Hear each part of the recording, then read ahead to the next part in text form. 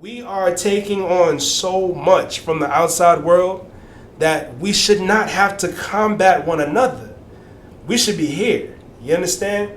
We should be here for those of y'all who are watching me. You understand? Like, we need to be on one accord. We need more strong black communities. And that starts with the men and the women coming together and actually listening to one another, not just talking to, each other and listening to respond, but listening to comprehend. Impact. Impact. Impact. Impact. In fact, my hustle is intact. In fact, my hustle is intact. In fact, my hustle is intact. My muscle tough as the hustle, the numbers is just that. And I'ma keep winning and sit back. I love the feeling of killing them with that. Attacking the process, tackling topics, master synopsis. This the residual impact, yeah.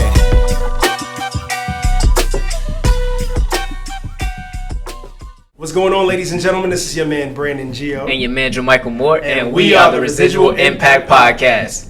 Here we inspire others to find the greatness within themselves. And then apply to their community. Let's grow. I love it, brother. I love it, man. Yo, Mike. What's good? 27 episodes in. Man, come on, brother. Let's get it going. God is great. God is amazing. Come on. Real quick, though. What's up? Couple of housekeeping things. If you're new to the channel, go ahead and subscribe down below. Make sure you click that notification bell so you definitely don't miss when we upload a new video for you. And don't forget to leave us a comment. Speaking of, we're at 70 subscribers now. Oh, we on are? YouTube, yes. Hold on. We just hit 70 subscribers. Oh, snap, brother. Hold on now. I didn't know this. This is new information to me. Our last video, from what I saw, hit, I believe it was upwards of about 200 views. And that's all thanks to a shout out. Yes, sir. Due to a recent connection that I've made. So, shout out to O'Shea Duke Jackson on YouTube. Man, I appreciate you, brother. We definitely appreciate you, brother, for sending some traffic our way. And shout out to all of our new subscribers on YouTube. We greatly appreciate it, and we do not take y'all for granted. Seriously. Promise you guys are going to love it here. Welcome. So, with that being said, I'm sure you guys heard a couple of extra voices laughing in the background there. Which means we have some guests on the show today. Guests number 1 and number 2, please introduce yourselves. I guess you're one. Oh, I can be one. Okay. My mom always raised me ladies first, so I just, Gentlemen. All right. My name is Truth, and I'm currently RVing up and down the East Coast, and I'm just excited to be here. Welcome, Truth. Yeah, welcome. Thank you. What's up, y'all? I am Alexander Benjamin Lowe. I say the whole name because that's just what I do. And I'm a college student finishing up, and I share my story about my journey of self-love and development right about now. So, yeah. Hey, that's what's up. Thank you. Shout out to you two beautiful people. Thank you so much for joining us here today. Yeah. Oh, yeah. Real quick, how did we all meet? Hey, we gotta shout out the Roommates podcast and the Roommates event in Atlanta. It was super dope, and I know me and you, Brandon, we connected in the social setting at the end there. I think we Most just definitely ran into each other, and then Well, I was working on my whole feminine thing or whatever. So Brandon and I think Andre came up to speak to me at the end, and I asked them to walk us to the car. It was like 2 a.m. We were still there, so I asked him to walk me and my friend to the car. Nothing crazy in case he has a girlfriend or something like that. Just wanted to be safe at 2 a.m. Disclaimer. No girlfriend at the moment. No girlfriend at the moment. But you know what I'm saying. I want no smoke. So we'll definitely touch on the Roommates event in a little bit. But real quick, before we move on with today's episode, Mike, I want to start with you, sir. How was your week, brother? Man, brother. When I tell you this week has been amazing, but it has been packed with I told you about the transition that's happening right now. I guess I can kind of put it out there now. I'm not even going to make it a secret no more. So for those of you that don't know, I am basically becoming the owner of my own franchise. So right now I am in the transitioning of something that I've been asking for a long time, and it's actually happening.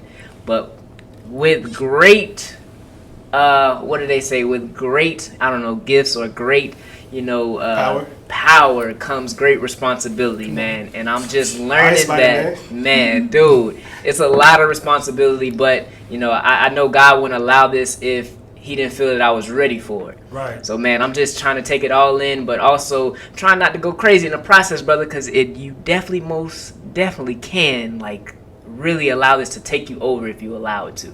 So I'm just going step by step, man. And you know how busy I'm always am, so I thank you for being patient with me. No problem, man.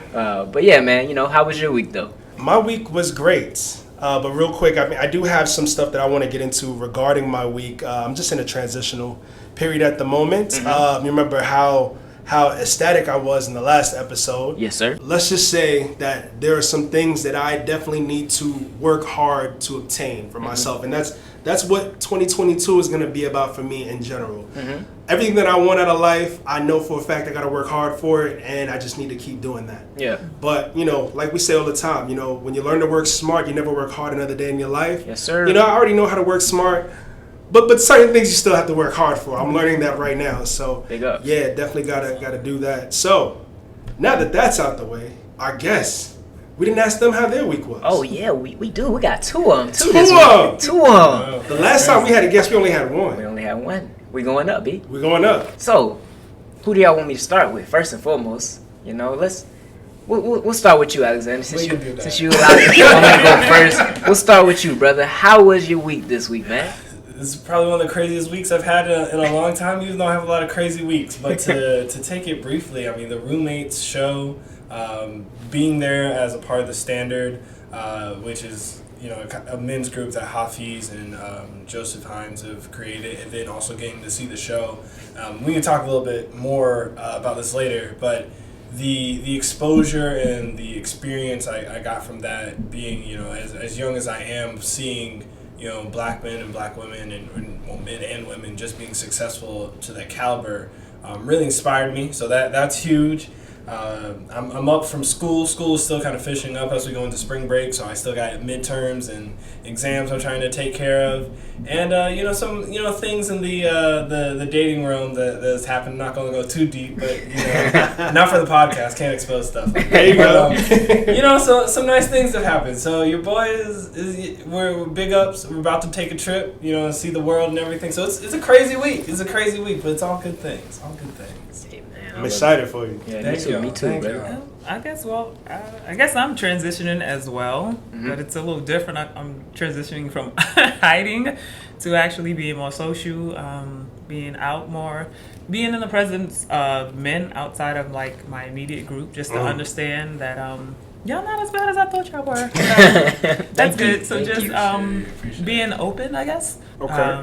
Come out of hiding. I've been seriously hiding, literally hiding. Now, when you say hiding, how have you been hiding? For the people out there who would like to know. Yeah, we talking about behind bushes or right? what kind of hiding we talking about? Hiding from relationships. Okay. I've been abstinent for 10 years, and when you like close to almost messing up, you're like, you know what, let me not even play with this. You can go either way, because I just watched Breenie Lee. She did a podcast a month ago that after 11 years she slipped up and had sex, and I was like, I would be devastated if that happened. So I'm like, so for the last 4 or 5 years, I haven't been trying. I haven't gone on dates. I haven't been out. I have been wearing like my hair completely looking crazy, men's sweatpants and men's like sweaters with a mask. Like I walk from my car to anywhere I want invisible, and it feels so good. Nobody tries to holler at you. Nobody. Like no one. It feels amazing. So now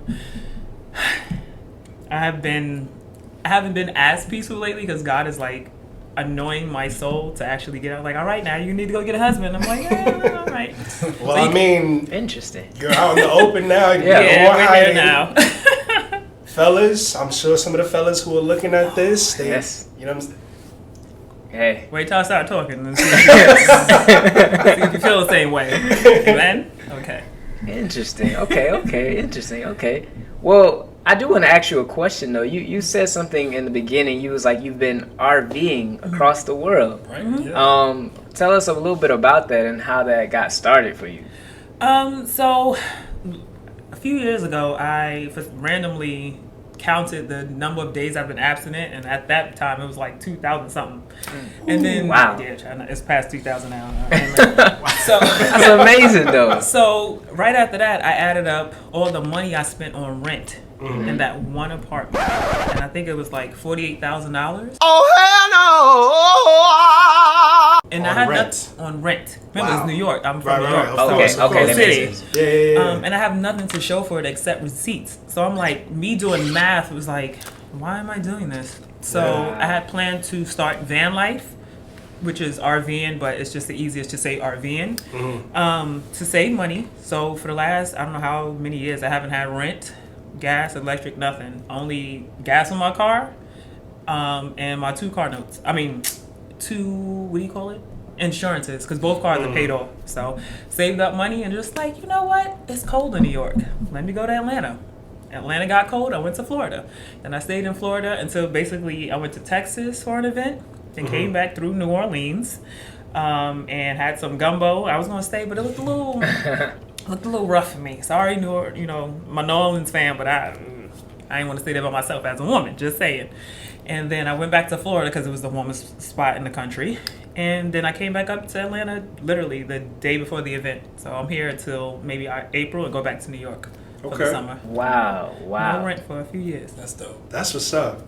So you're actually staying in your... I live in it. Mm-hmm. Wow. That's amazing. I never heard of that before. That's different. Really? No. You gotta hashtag van life on any social media platform. Amazing. So I actually have a shuttle bus I built out. So fridge, stove, air fryer, microwave. Wow. Refrigerator. Like my refrigerator is like 5'5" too, so it's like big. Oh, that's dope.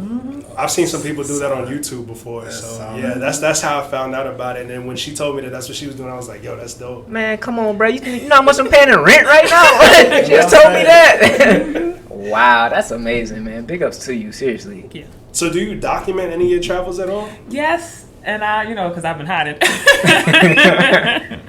I haven't been posted, but I have videos that I will begin to post.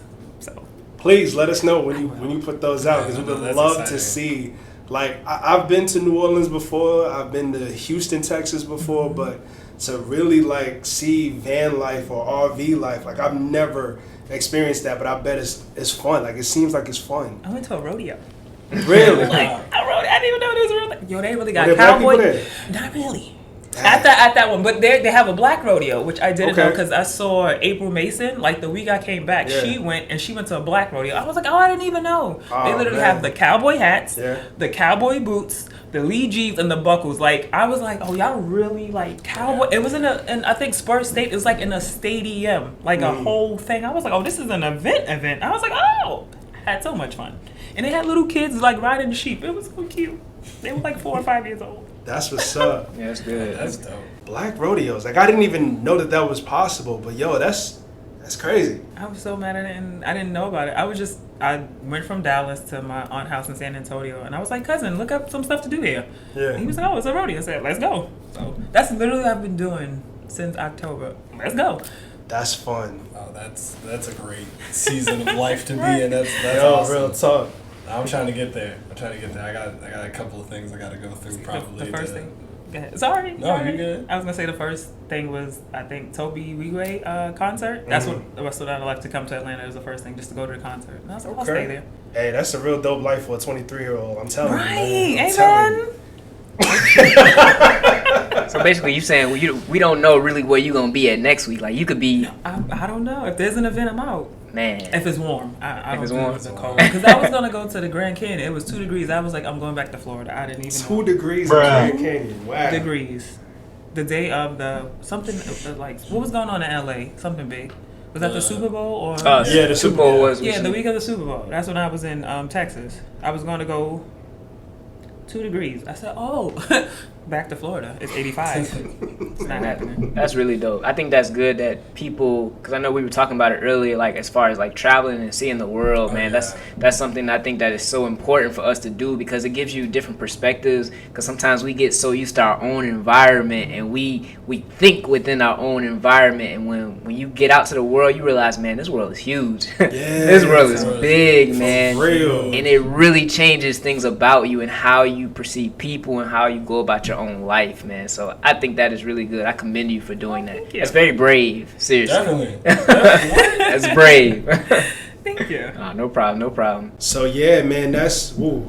I don't even know how to follow up with that. In all honesty, like I'm sitting here like, okay, we got notes, but wow, I was not expecting all of that. So Alex, man, talk to us a little bit more about your reels on Instagram and what you do on YouTube, man. Because I've seen some of your videos, brother, after we met, and you are hilarious. But you get your message across through means of comedy, and I really like that, man. Talk a little bit more about that. All right, so first, to every person in this world who has ever said I wasn't hilarious, you just heard it here. So all right, I'm talking about. I'm funny. That just made my night. But no, so I realized, so I have a message I want to share, right? Right now I feel tasked from the big man upstairs to share my story. I think while I haven't been hiding necessarily as physically as you have, but I stepped away from social media for like 8 months at one point, and I was really thinking about like, what do I want to do for myself? How am I trying to better myself and everything? And so my content is really just about that journey and how I worked to get to this point. And I mean, obviously I'm not done and everything, but there's just so much there. And the crazy thing to me is I thought everybody was doing it. I thought we were all working on ourselves. We were going to therapy. We were getting the gym. We were getting our money up. And apparently that's not exactly the case. No. So I'm just like, you know what? Let me break it down to my peers and let them know, because I think a lot of the content is like, maybe like 25 or 26-year-olds or like people who have jobs. But as a college student, it's like you're not going to be touching huge sums of money as a college student. It's not realistic to. So then what are you doing in that space? And so I just want to share my story so people know that. And that's like the YouTube stuff. But then on Instagram and TikTok, I realized short form content is very hard to get like serious messages across. So what do people like to see? They like to see dancing and comedy. So I just did a skit, and I was trying to convince a person, or the character I was playing, to go to therapy, because he was running from me, trying to get him to go to therapy and everything. And so that's all that is, to just push people to hear kind of the more serious stories and everything.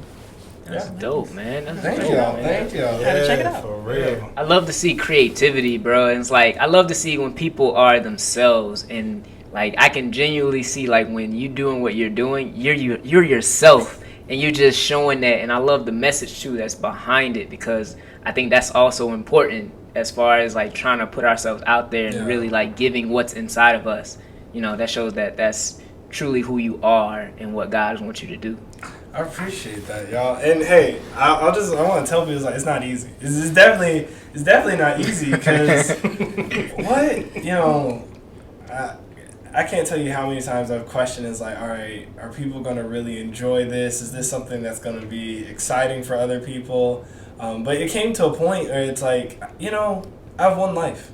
Yeah. I don't get another life to be 21 or to be in college or to live life as I should live it. So I was like, when do I plan on being myself? Do I want to wait till I'm 50 to be myself? Right. So I've asked myself that question, and while sometimes I battle back and forth, I think that's just my basis of, hey, he made me the way that I am, and if it's something he naturally put within me, it can't be bad. So let's go live it out.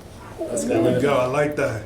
I love that, man. That's, dude, bro, you don't understand, bro. When you said that, that made me think of a time when I first, like, before I started, like, doing, of course, all of this, but when I just started speaking to people, because my purpose is to encourage people and uplift people, and before I started doing it, I always had these thoughts in my head. I'm like, I man, I want to say this, but I'm like, nobody don't want to hear this, man. Like, and I felt like the enemy was trying to trick me, like trying to talk me out of it. I'm like, man, people don't need to hear this. And then when I started to actually just put out videos and content, you will be amazed that somebody was like, yo, you don't understand. It was like how timely what it is you're saying, or dude, this made me cry because you said something that was just on your heart to say.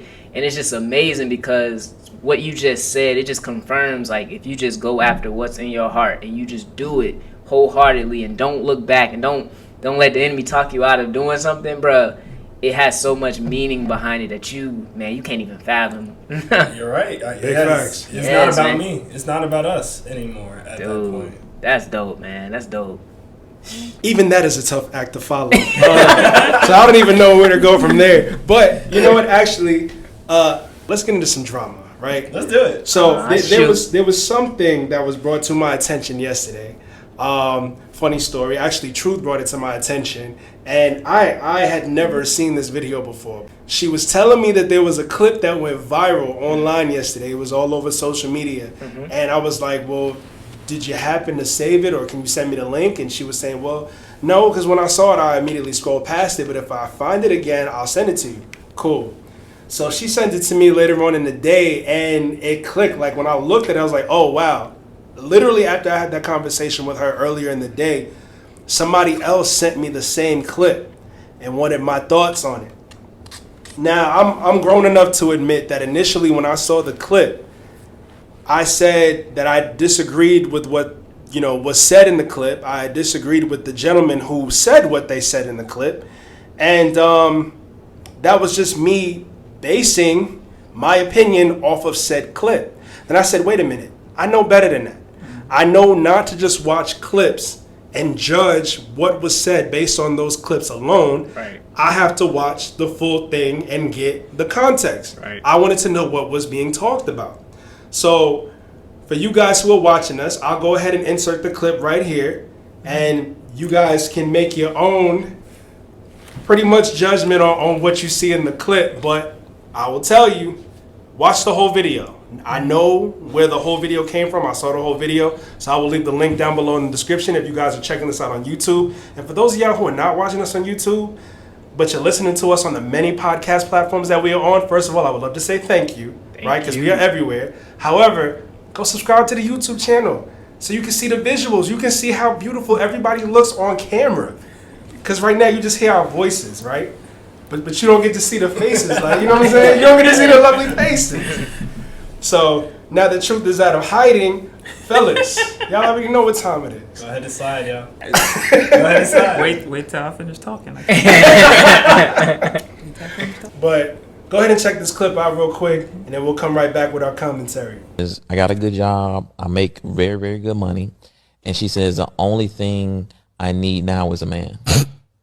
It's like, yo, it's like, who wants you? Who wants you? You're right. Like, once you have achieved these things, you have unfortunately disqualified yourself. Ooh, and shit. And what it is these, and this is the thing, I'm not blaming the women are gonna hate him for that shit. No, see, they are gonna hate him for that. They should. I can't wait to put this shit out. All right, y'all. So now that you have seen that, I mean, all of us here have seen it. Yes. What are your initial thoughts? First, Truth, I would like to start with you, only because you're the first person who told me about this. All right, so when I first saw it, I was like, oh, yeah, no, I'm not dealing with it. Because if I don't like it, I'm not the type of person who, I protect my mind. So if there's something I don't want to hear, I just keep scrolling. I don't get angry over it. But then I was watching April Mason, and she mentioned it. So did she actually explain what happened in the video? So my initial thought was like, sir, if you like women who don't want nothing, won't have nothing, and won't get nothing, just say that. Like, if you like bums, just say that, right? But then after watching the full video, I realized this is what I keep seeing. Men keep equating high value with argumentative. You can be argumentative and broke. Like, I look at money like alcohol. Whoever you are with or without it is just going to be magnified. Period. So you have higher earning women like a Ciara, who's very delicate, and she makes a lot of money. And with her man, who treats her like a princess, she acts like a princess. It stays in the same. So what does money have to? If you have an attitude, then you have women who are on a street corner arguing. So what does money have to do with attitude. It's just going to magnify it. So I've been traveling for 6 months. I'm good, right? I'm well off enough to travel. Correct. The reason why, like I said, I haven't had rent for however many years. So not that I'm rich, but I'm smart with my money, if that makes sense. I plan on, once I get married, to hopefully buy a house cash or put a really large down payment. So I have that means now. So my thing is, I was argumentative though when I was broke. See, but dealing with God for the last 10 years, I make more money and I'm actually more peaceful because I've learned, daddy issues, mommy issues, ex-boyfriend issues, and that I come from a family of dominant women. Right. So, but they're all broke. So what does that have to do with me making money? No, I learned it from my mama. I learned how to argue with men from my mom, from my cousins, from my aunts, from the women I grew up around. It has nothing to do with money. Actually, me having money, I was like, you know what, maybe I should do therapy because now I have money, right? Let's actually heal. Yes. Let's Correct. be at peace. Yes. And let me make as much as I can and be as peaceful as I can. That way I'm on the beach with, well, I don't drink, but like a little virgin martini or whatever. Right. At peace. Yeah. I was walking up and down Miami at peace. Like I was just relaxed. I don't have worries. I don't have no issues. I don't have anything going on because I choose not to be argumentative. I choose to walk away from drama. Money didn't make me do that. Self-awareness did. So I really want men to stop saying that you're argumentative because you make money. No, she was just argumentative anyway. So that was my thought after watching the full thing. That makes sense, and that's definitely something that I can say, I really didn't think about beforehand. So it's certainly nice hearing a woman's perspective on that, especially one who didn't just base what she had to say or base her thoughts on that viral clip, but actually took the time to see what was being said or listen to what was being said. It was certainly nice hearing a woman's perspective who had formulated thoughts and opinions based on the full video to really get the context versus just that one clip that went viral. Yeah. And I think just looking at the comments on that viral clip, so many women were ticked off. Yeah. and oh man, the way that they attacked this man's character. Brother, I don't know if you're watching this, but if you're watching this, hey, there's people who, can agree and disagree with a little bit of what you said, but for the most part, I understand where you were coming from. I'm just gonna put that out there. I'll definitely say that. I'll second that. Actually, I'll come in behind it and second it. I don't know if I want to jump on this peg at 22 years old, but I want to go into a point that you had made. I'm not sure if you. No, go ahead. So I live in the statistics world, right? I'm moving towards data analytics and everything, and association is not always causation. It's something that I've been learning, and I think the issue that he's really talking to.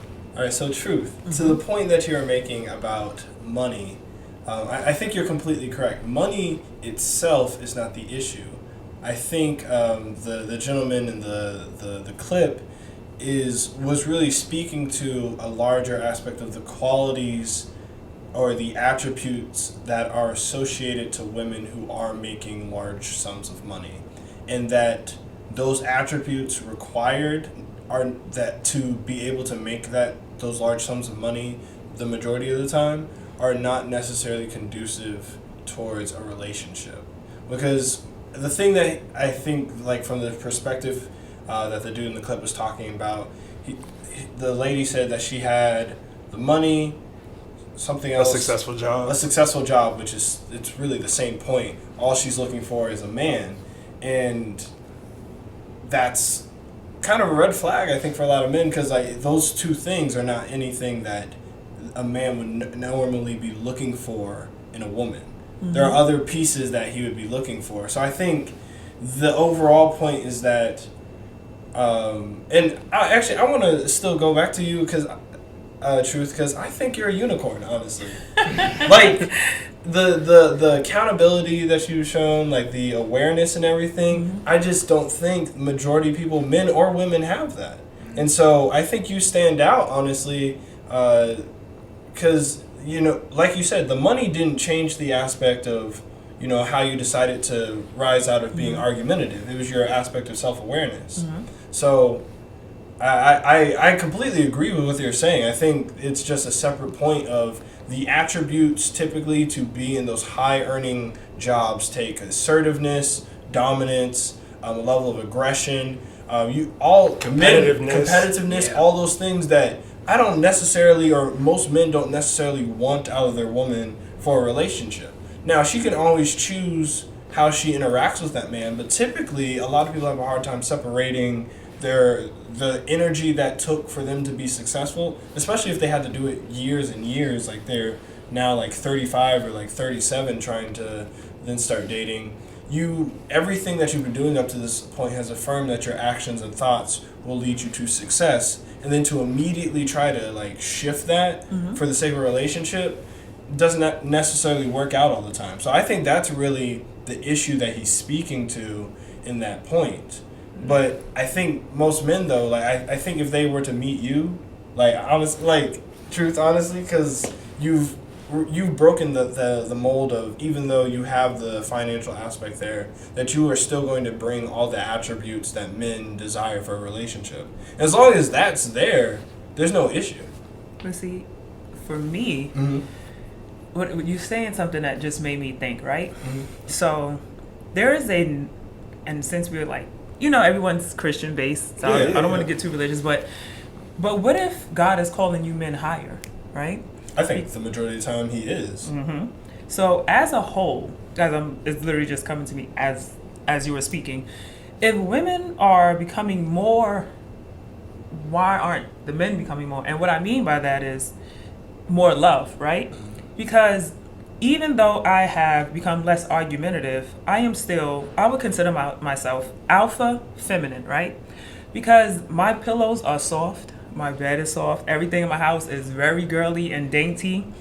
But if I break it now, I was probably rock climbing. You get what I'm saying? Like, so, like, literally, like, scuba diving, rock climbing, parasailing, like, all the things that are, like, active and rough. That's what I do. But at the same time, if I break my nail, right, like, I might be dramatic with you. Do you care? Before that, am I even safe with you to even take down? The reason why women are arguing is because a lot of y'all men are talking to women like a man. So instead of talking to a strong woman like a woman, you keep talking to strong women like men. So if you want me to be feminine, you can't talk to me like a man. Even if I'm talking to you like a man, it's like, wait, sweetie, just relax. Hold on. Okay, hold on. Why are you... There's no need to yell. I'm not attacking you. Take a breath. Like, I know what you've been through before, but I'm not that man trying to do that to you. No. First of all, what you gonna do? God said you should submit. And so you matching me like this, but I've been in the hiding for 4 years because of this, right? It's like, black women... Unfortunately, in this country, you just don't feel protected. Like, I don't go... like, me traveling, and though you said it was brave, unfortunately, I don't even really do what I want to do because I have to sleep peacefully. Yes. Right? So I literally pray in fear of night, like, Lord, please send your angels, protect me, guide me, guard me, because I am a woman by myself, which is kind of pushing me out to, like, the mindset God is making it uncomfortable now. Correct. Now I'm not with my mom, right, where she's right up the block, or my cousins or any. I'm by myself in a van. So I'm like, it makes me a little nervous, right? But as a woman from New York, we get to see every culture. Yeah. I am so envious of Jewish women. And please don't take offense to this, Jewish ladies. It's a compliment in a way, the way your men treat you. You know how many Jewish women that look lost everywhere they go? It's like, they're just like, a woman broke down in the middle of a road. Some like Jewish guy with these like fake cop sirens, they have these things, right? Just pulled over, stopped all of traffic just to pull over to help this woman because I'm at the light so I can hear the conversation. He's like, oh, miss, okay, are you all right? Everybody honking him because, New York, you get out the way. Of course, yeah. She was like, oh, I just saw. And then I like pulled off. And I was like, I wish that I could go, no one's coming to help me.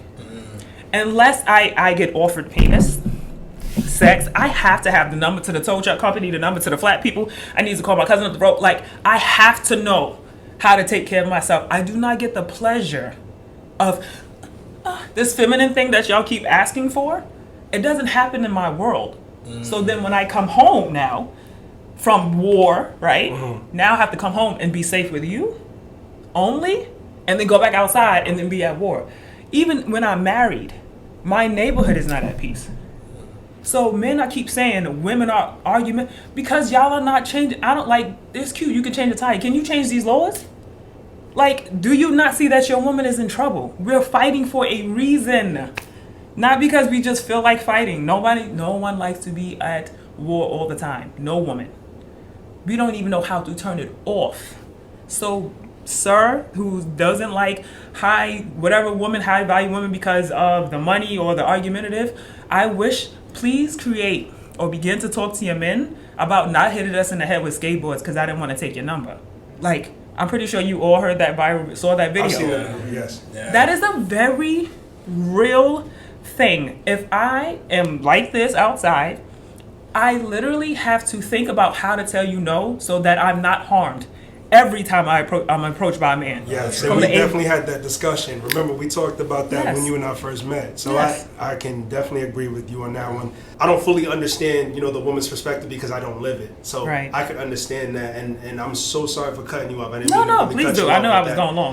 No, I know it. The only reason why I did is because we talked about this in the beginning, like before we even press record. It was like, if we talk too long, let's interject.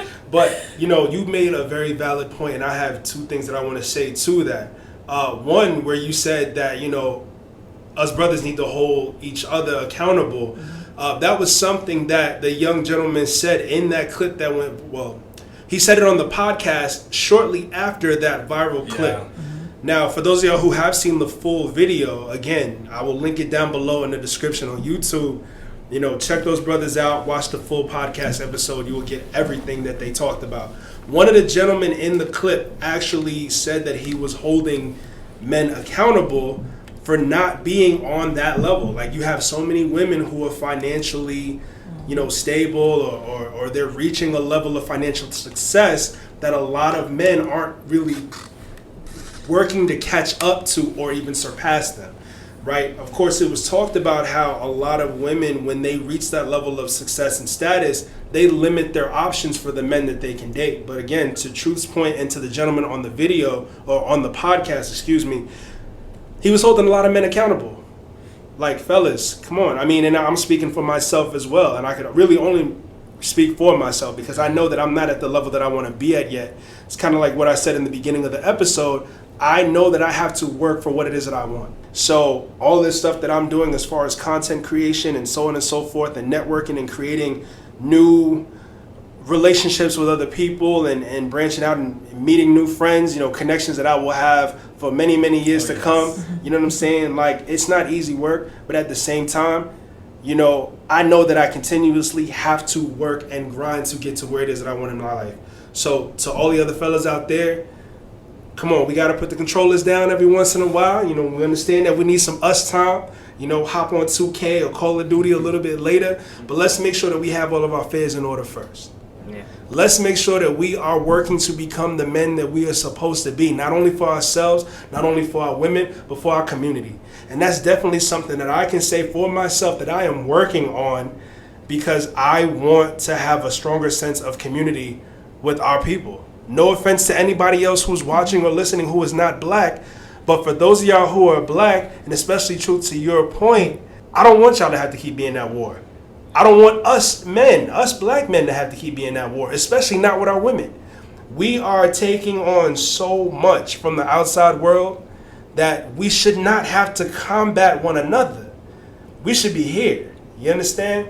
We should be here for those of y'all who are watching me. You understand? Like, we need to be on one accord. We need more strong black communities. And that starts with the men and the women coming together and actually listening to one another, not just talking to, each other and listening to respond, but listening to comprehend. And once we comprehend what each other is saying, then we have to actually take what it is that we are receiving from that other person and start to apply it. Because knowledge isn't just power, but applied knowledge is power. You have to apply that knowledge in order for it to be powerful and effective. So from us listening to each other, to us having these conversations with each other and actually implementing what it is that we're telling each other, only then will we start to have strong black communities or stronger black communities. Message. Amen, brother. I was gonna say Come amen. on, let that air out. Amen. Yeah, man, I had a lot on my chest. You definitely made some valid points, Truth, and I had to really just, point it out. And then the second thing that I wanted to say, again, was pretty much what I just said, like Hafiz said it at the roommates event. Like, the roommates hold the events that they hold and have these battle of the sexes so that men can hear what it is that women are saying and so that women can hear what it is that the men are saying. And again, instead of listening to respond, we each need to listen to comprehend one another and then, take it from there. Yeah. Because Truth, I think you said it so much. I didn't want to cut you off if you wanted to go back in. No. I think I said enough. I got it off my chest. I'm sorry, I got it off my chest. Yeah, I wanted to respond because it's so challenging, the intricacies of what it will take to bring our community back together. Because there are things that both sides are going to have to stop doing that they're doing right now just to survive. Especially for you guys. Truth, just overall black women. I think you made a point that just hit really hard, is that a lot of this, the finances and the space that you're in is all just to protect yourself. Because you don't feel protected. Because we haven't created a community or a lifestyle where you guys can feel protected. And that's on black men. And obviously we can look back and we can point out all the reasons or whatever it is that's happened to be against this, but I don't care about that stuff. I care about what do we need to do to move forward. I understand that there's stuff in the past, and I think it's good to have an understanding of like why things are the way that they are. But the most important thing is like, what are we going to do now? Are we going to move forward? Or are we not going to move forward? Where do we go from here? Yeah. I got one tip. You can offer to help women without sex. Like, a lot of them are going to turn you down. It's not that they don't want help, but help. Oh, can I help you? Usually comes with, oh, can I get your number? So, maybe just continue to offer help. Oh, you need help with your bags, you need help with the door, help with the groceries, and then just keep going. It's just like, eventually we'll be like, oh, not everybody is trying to have sex with me just to help me. So that's a start. Just help. Now that's a good point. The only thing that comes to my mind when I think about that, and I know Mike, you and I have talked about it in a previous episode, when it comes to helping women, especially women that we don't know. Now this is just from my perspective or from our perspective. I don't know if I can speak for all men on this, but when it comes to helping women that we don't know, there are some times where the thought in our head, at least I know with me, again, the thought in my head could be, could this be a setup? Now, we did a whole episode regarding being set up in today's age, especially with social media. And I know that probably just kind of like, went over your head a little bit, or just like, I can understand that. Okay. Yeah, it's just with this day and age, man, just like with the world being crazy, we don't know who we can trust. Like, that's just me personally. But, I can definitely say that other than that, I have stopped to help, a few women here and there just to kind of get out of that mindset of being set up. Please do. Yeah. Just like, that's just something that's just been plaguing me. But again, I can only speak for myself. I'm trying to ease my way out of that because not everybody's out here to set me up, just like not everybody's out here, to have sex with you. So men don't know what they're looking for. I'm gonna say that. What? Boy, ain't no way, boy. I know what I was looking for. Speak for yourself. No, I'm just kidding. So, okay, let me be clear. Boys don't know what they're looking for. And I think that's alludes to the issue of what you're saying, Truth, because if I have no understanding of the woman that I'm looking for, I am jumping at every single opportunity, even if she is having a broken car or whatever. Like, I will take that as an opportunity, even though that's not an opportunity for you to get to know a woman and try to connect with her. She just needs help. She just needs help. But if I have a boyish mentality and I'm just looking for every single possible encounter to try to get some, I will take advantage of that. And that's terrible. It's really terrible. But I think men, right, because you have to be qualified to be a man. You can't just be a man. But men understand what they're looking for, and they also understand time and place. So if you understand time and place, you're not going to try to holler at a girl if her tire is broken. You will wait till there is actually a situation, a moment where it's proper to do that. So I think that just speaks to your point there, Truth, that men have to understand, or excuse me, the males as a whole, we have to be better at understanding what we are looking for. Because you can't, I realize it now. It's like every woman is not going to work for me. So I'm not going to just like jump on every single opportunity. I'm looking for specific things. Well, I'm not per se looking anymore. But throw that out there. Disclaimer, he just had to throw that out there. But hey, I love learning about the female's perspective and connections. I'd love to communicate with other people as well. This has been amazing, just hearing from you, honestly. Because I have a little sister who's about to enter college and everything, and what it's looking like is that she might be going to a state that doesn't have me or my brother or my mom or my dad there. I'm just like, yo, that's I don't know, right? Because she's gone through her journey and she's very sweet and loving and everything, but I don't want her to have to change so much just to be able to feel like she can survive. Right. Why though? Why do you feel like that about your sister? Why do I feel that way? What is giving you that fear? Because I know the world. Like, I know, like... The world? I know men are... Men. You know men. That's why you fear for your sister. I know boys. Okay, let me say that. I know that there are boys out here that are not doing what they're supposed to do. And I need you to say men. Because I need you to understand that they ain't 18. Some of these men are 30. They're adults. Grown boys. How about that? They're adults. They're adult boys out here. You need to not excuse... Like, oh, boys, you think of 18. No, just because you are of the male sex and are over 18 does not make you a man to me. You have to have proven that. So you feeling like that about your sister. Imagine how your sister feels being the sister. It's rough. And that is why we are combative. We're not combative, we're surviving. I agree. And to that point, I will say, even before you asked Dre and I to walk you to your car the other night, I was just going to suggest it regardless. Right. Then when we talked to you, everybody was leaving. Like, it was that late. Yeah, 2 a.m. Right. It was that late. Everybody was leaving the event. And it was just like, you know what? I thought about just saying, like, hey, would you like us to walk you? But, not thinking that you were going to set us up. And that thought did not cross my mind. Because it's like, okay, we're all like-minded here at this event. So she's not going to set me up. And so I thought, no, I'm just kidding. I had on my beret hat. I might have been ready for war. You had the beret on, and all you was missing was the face paint. Like the war paint and all that. Fierce, y'all. But even that, though. Right. Even asking, I had to learn that. To ask for help. And that's Shouldn't something. That be normal? It's 2 a.m. Me and my homeboy got on heels and dressed. We cute. I mean, we were cute, honey. And still, like, I had to learn to be like, girl, make yourself safe. Like, just I don't have to be at war, right? I was like, all right, I'm not trying to hit on you guys, but could you guys just walk me and her to the car? I learned that. My mama didn't teach me that. My daddy didn't teach me that, and none of my cousins.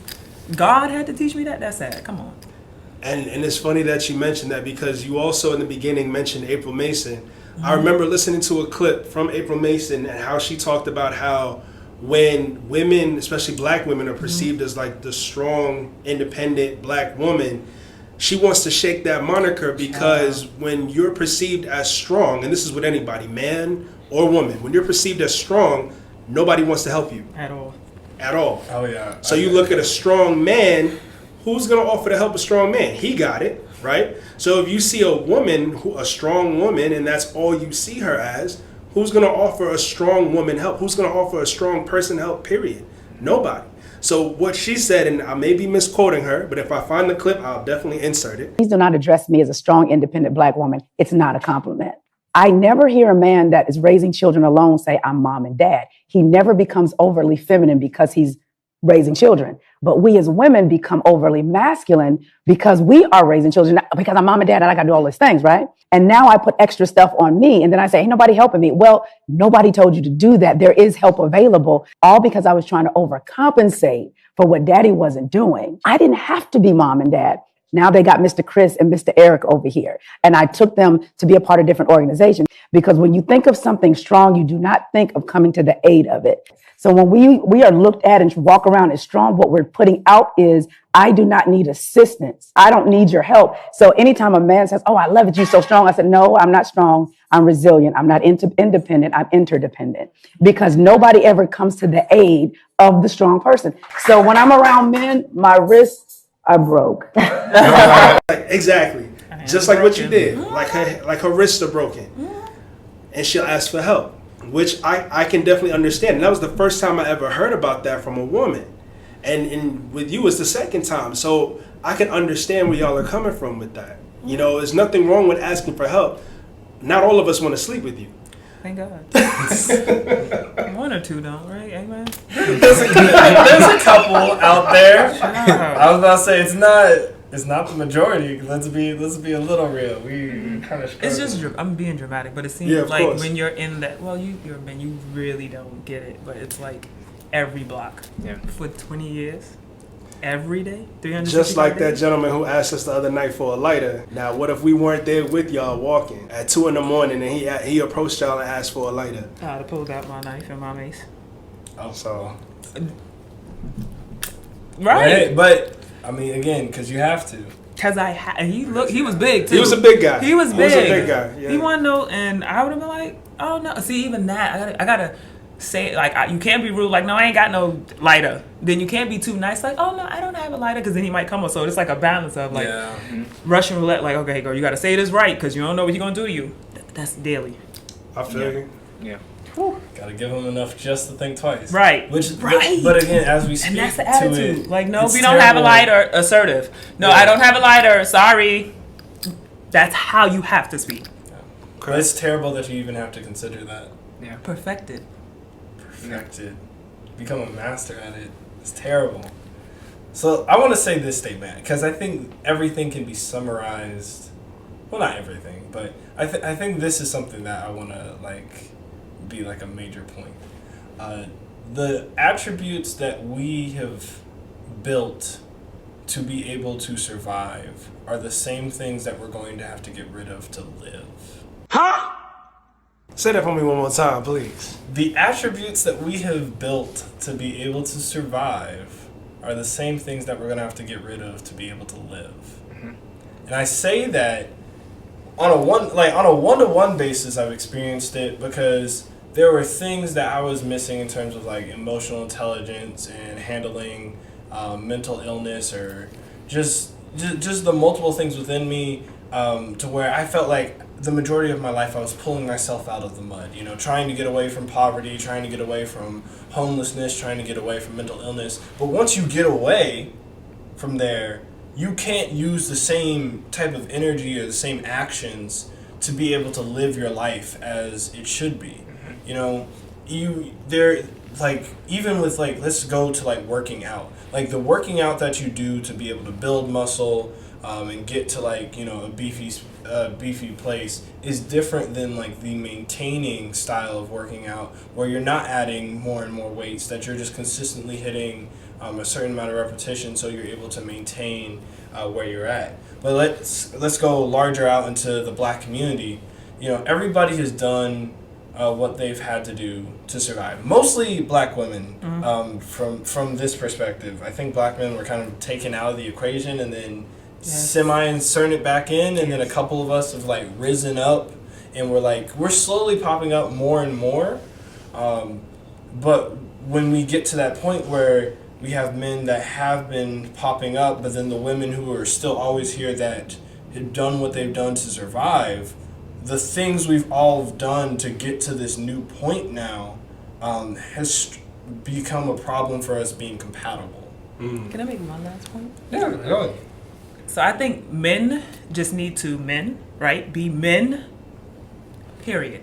So I don't think a lot of men are realizing that you are actually picking up women's attributes, right? So you're arguing. You know how I say like argument is a women trait, but why do y'all keep arguing with women?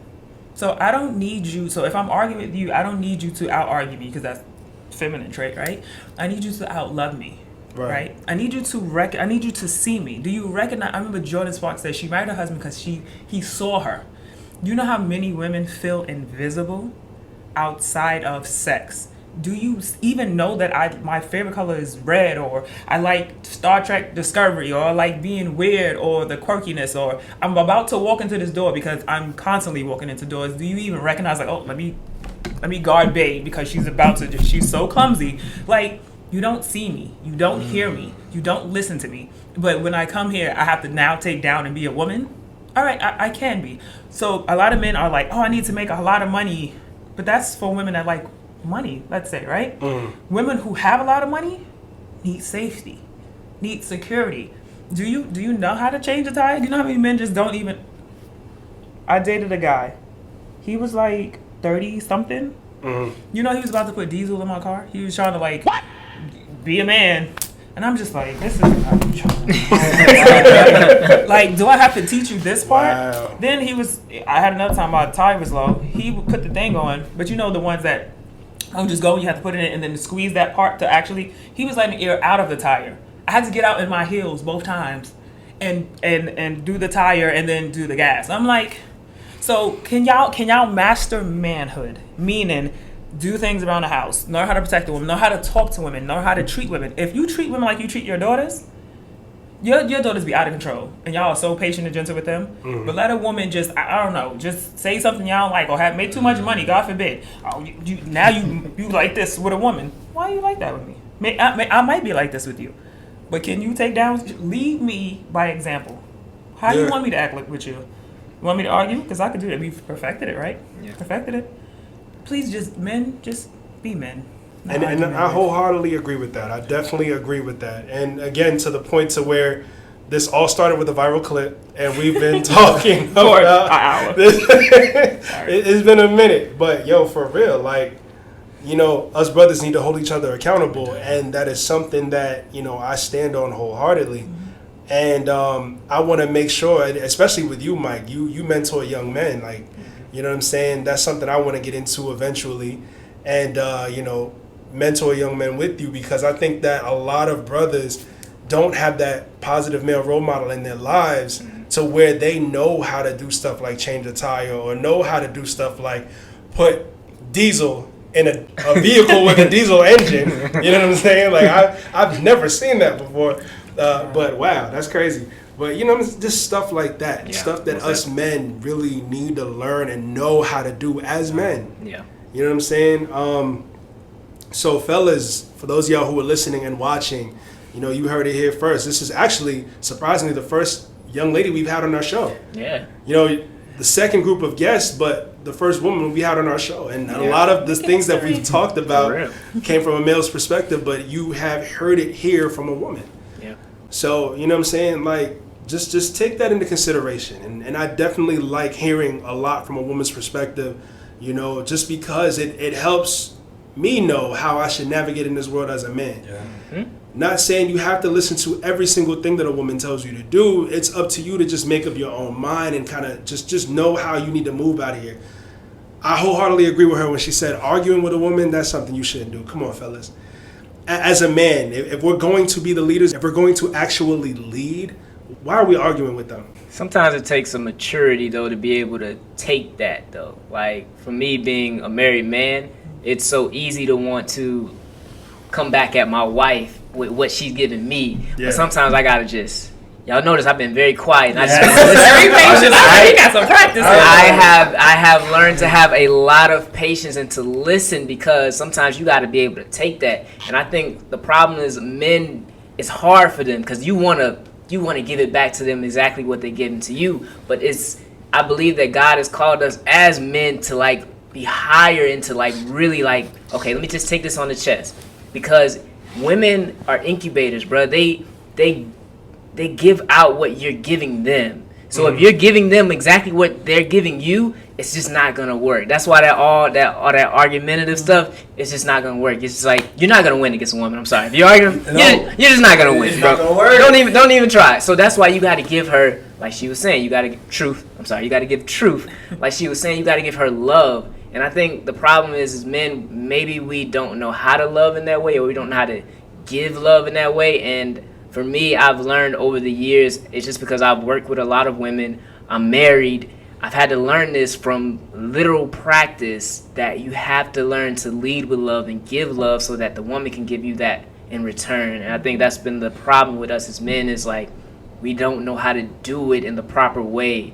And we think, oh man, if she don't treat me right, then I'm just not gonna treat her right. No, what do you want? If you actually want love, bro, give it first. Everything that you want in life, I think that's what you gotta live by. You gotta be it first. You gotta give it first. Before I was ever a husband, I started to act like a husband. I started to walk like a husband. I started to really do. If I really want a wife to treat me well and be loyal to me, I need to be loyal myself.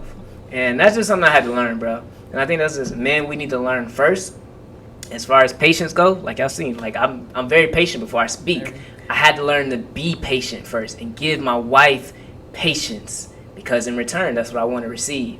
So I just think that's what we need to learn as men first. We need to learn to give those things that we're looking for first. And I think we gotta have to also learn to be vulnerable. That's gonna be the tough part. Yeah. We gotta be vulnerable, man, in certain things and situations, because I'm noticing a lot of walls up from men and women. Women, y'all don't want to really let down y'all walls, because y'all feel like, man, he's gonna be like the rest of them.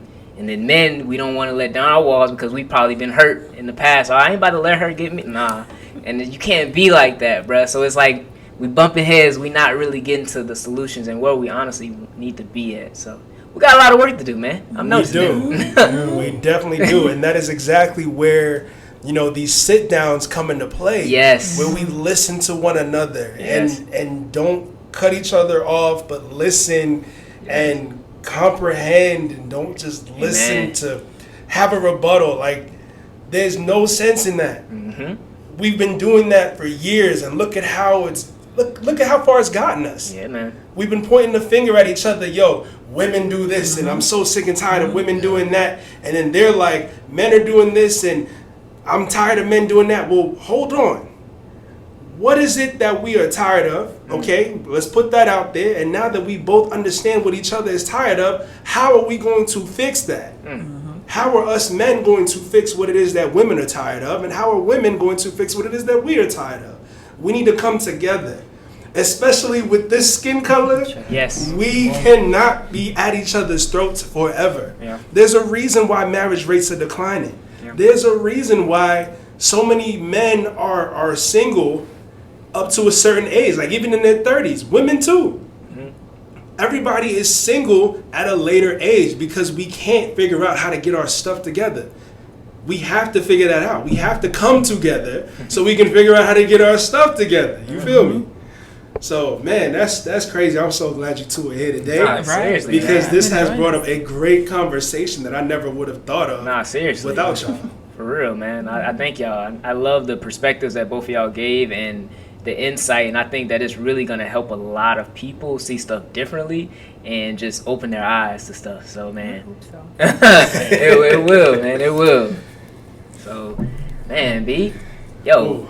I think we on to something, man. Yeah, we are. Hold on, man. I think we on to something, man. Like, y'all are really, like, opened up a space for us as far as guests come, and just dialogue that I think is needed now. Yeah. You know what I mean? So, if y'all want to make any of our clips go viral, make this whole episode go viral. Yeah. Put out all of this stuff that we've been talking about, because that's what really needs to go viral. None of the drama, none of the nonsense, none of the things that are gonna evoke negative responses, because we all know that that's what sells. Yeah. We know that nonsense and negativity is what sells. So if you're gonna take any of our clips and make it go viral, I'm gonna make sure it's a positive one. Because come on.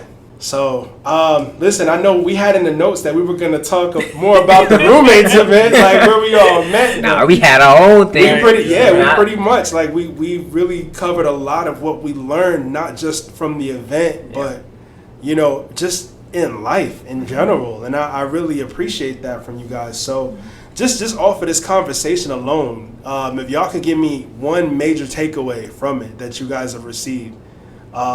Truth, let's start with you. What major takeaway would you... I'm so glad you asked, because I was like, I am not going to say it again, because I know you're going to get to the next point.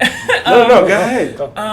It may be something that somebody really needs to hear repetitively. I wrote it because it was like winning the war, right? Mm-hmm. So it was like, we're at war, right? But we keep forgetting we're on the same side, right? Yes. So the problem is men are at war and women are at war, and we're on the opposite sides, like shooting at each other. And it's like, okay, wait. Each other is not the issue, right? Yes. Right. I guess maybe, I don't want to bring it all the way back to slavery, but there is residual, fighting plus, what's going on in the 70s and the drugs and bringing all that in. It's like we're at war with everyone else that's at war with us. You got to think about, you know how, I don't know if you ever heard of like women saying doctors treat black women like cops treat black men. Yes. So it is a very real thing about being systematically, separated, put at war with each other. You know how they were saying, like, during slavery, like, the women had to watch men be buck break, and then men had to watch. So it's like, okay, you're angry, I'm angry, right? Why? So that was me choosing to not be argumentative, was noticing that the man I love is at war outside. I don't want to be the headache, and I also don't want to be just docile, right? Like where I'm just like, oh, you coming in and you just angry. Okay, let's figure out how to get back to peace, right? So we're disagreeing, but why? Okay, so that's the issue. This is the issue. We're both on this side though, right? So we're both on the same side of the war. Let's figure out how to get to peace. Like I think there's a war on peace, but it's like we are both fighting the peace instead of trying to get to the peace. So it's like if we just get on the same side. I'm angry, and it's not a man's job to fix me necessarily, right? Even though I would, hope y'all would lead. It's my job to fix me, and you just want peace. Like, we both want the same thing. Yeah. So let's just figure out how to... It's okay, ladies should just be like, you're right. Like, practice. I had to practice. Hold up. Wait a minute. Is that in the mirror? Say it again, please. Say it again. Look into the camera. That went over a lot of women's heads right there. They weren't hearing that. Need you to run that back. Please look into the camera. Speak directly into that mic. truth. Speak it. And if I'm honest, I didn't get to the point where I'm saying I'm wrong yet, right? I ain't gonna say I'm wrong. Oh, that's right. it. Listen, but the start was to say that you're right, and honestly. That comes from, like I said, having my journey with God. You know how many times I've had to apologize and I was right? God was like, but you were incorrect the way you handled it. There's a difference between right and correct. Wow. So just because you are right doesn't mean you're correct in the timing you said it, the attitude in which you said it. I was like, well, God, you know I was right. He was like, but you handled it wrong, so apologize. Yo, that's probably going to have to be the title of this episode. That's going to be the clip, though, right there, B. Whatever. That's a clip. That's definitely a clip, but it's probably also going to be the title. Come on, B. That's hard. So I literally had to learn to say sorry, and I was right. And it's like, it's not that easy. You really do have you ever have heat when you're about to fight? Yeah. Apologizing causes the same reaction in me as fighting. Like, you know what? I apologize for, I don't even know, for being right. I apologize, I shouldn't have come at you like that. I raised my voice. I'm, working on it. I didn't mean to. And I should have listened to you more. And I'm sorry. I would be so hot. But honestly, the more I did, I'm like, oh, girl, that's not right. You're going to apologize. It's fine. So it's like, unfortunately, to be that, and I'm saying this as a deficit because I was such a toxic woman that only God could teach me, because there's nothing you could tell me. There's nothing you could tell me. You could give me scientific notes on why I was wrong, and I'm like, first of all, somebody made that up. That's incorrect, right? Because look at the date. Nope, the date was wrong. Wow. And I would find a way to be right because it was like tied to my identity. If I'm wrong, that means something's wrong with me. And it was like, girl, just relax. So God had to teach me how to be a lady, which is sad. It took the God he ain't got better things to do, right? So ladies, just learn to and I've learned that I get a lot more from men with a smile and a head tilt, like, oh, could you just please help me with, than yelling. Like, because I've been talking about this lately. The $50, right? My analogy. If I want $50 from you, yelling at you ain't gonna get it. So how do I get the $50? How do you get what you want from the other side, right? Not your opponent, your partner. How do you get with the $50 from your partner? What's the best way to go around it? About it. And sometimes it's heels and a mini skirt, with bae, husband, Christian people, right? Or with just a stranger, like, excuse me, sir, could you help me with this? Not being flirty, but like, could you help me with this? Could you walk me to my car if it's okay with you? It's 2 a.m. Would you help me? Help me. And you give men an opportunity to be like, oh, so not all women are crazy. Not all women are trying to set me up. And some women do appreciate me being a man, right? Because that was your benefit to me in that moment. You're a man, I'm a woman, and there's crazy people out here. Please help me. I know for a fact, for the most part, we definitely want to feel needed. And, and again, even before you asked me to walk you to your car the other night, I was going to offer it. But when you asked, it was like, yo, I really feel needed. Yes, I will walk you to your step car. Up. What? I'll take, like, did you see them heels? I saw them heels. They was yes. High. They were really high. You was tall that night. I was 6'2". Shit. Wow. That's amazing. I got to say, that's amazing. I think it's really big for what it is you're doing. I told you this earlier as well. By you spending time by yourself, I think that's what all of us need to do. And I think the problem is we jump from relationship to relationship or want to seek that out so much that we don't take time to really get by ourselves and to even heal, because we're carrying around past trauma that if you're not careful, you're just going to carry that on to the next person, and you're never really getting time to really see what's wrong or what you can improve on. So I commend you for doing that, because I think that's really, really, big ups to you. That's good, man. Thank you. And I think, man, what you said about us not being against each other, man, like, that's something that me and my wife had to figure out while we married. Like, there's times where I'm like, yo, you're not my enemy. Like, dude, we supposed to be together, but it's so, when you angry, nah, bruh. I'm right. You wrong. But no, we both want the same thing. It's just, I try to teach people to look at it like, y'all got to think about it. The enemy is sometimes just your own negative mind, but also, like, you know what I'm saying? The devil, bro, like, you real. If I was your enemy, if I was against you, oh, man, I'm going to try to keep you apart as best as possible. I'm going to try to keep y'all against each other as best as possible because I'm winning. I got y'all. If I can get you to focus on that small little thing, B, I don't really like that braid up top. I'm gonna get him to talk about that with you, so y'all not, you know what I'm saying? You ain't gotta like my braids. I like my braids. See, that's the thing, though. If I can get you to, nah, he don't like that. Like, y'all against each other, y'all not working together, because I know when y'all working together, oh, snap, hold on. They amazing. They doing some good stuff. Yeah. But if I can get you apart, I'm telling you, bro, it's something powerful about that. I'm starting to understand that. So, yeah, man. You happy in black? Can't have that. Nah, what? Oh, no. You're too powerful. Watch out now. When you have, because think about how much you do, how much good you do when you feel good, when you're happy, how much creative you are, how much you can do. But when you mad, bruh, all you can think about is what you're mad about. Man, you can't really function. And that goes back to the point, truth, of what you said earlier about how so much throughout the decades, throughout the centuries, since slavery has worked against us. Yeah. Now we're working against each other. Yeah, exactly. It's worked against us to the point to where it drove a wedge in between black men and black women, and no matter what, we're going to be on the losing side if we keep battling each other. What's the point of that? Helping our enemies. Right. We're giving them the upper hand because we're stronger together. Just the four of us being here together, having this conversation, yes, sir. Waiting for viral clips to go viral so that people can really get the message. You feel me? Yes, sir. But yo, like, real talk, they've been working against us for so long. It's driven a wedge in between black men and black women, and to the point to where we're at each other's throats and we're just weaker apart. Yes, but when more of us unite, when more of us come together and truly stop the bickering, stop the finger pointing, and just say, yo, you know what? I was wrong. You were right. No matter who says it, whether it's the women that say it to the men or the men that say it to the women, or both of us saying it to each other. I was wrong for doing this, that, and that.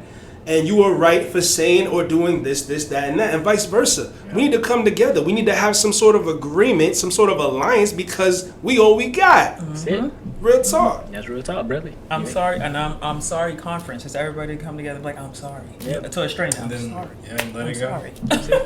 That is powerful. Like, it real is. talk, man. Wow. I need to take notes after this. I think the Lord is speaking right. Hey, when you watch this playback, I mean, you're definitely gonna meet. I need you to have your notepad, man. I need Because to. listen, Facts, this is something that you can definitely teach to other people. Because wow. Surprising myself. I'll tell you that.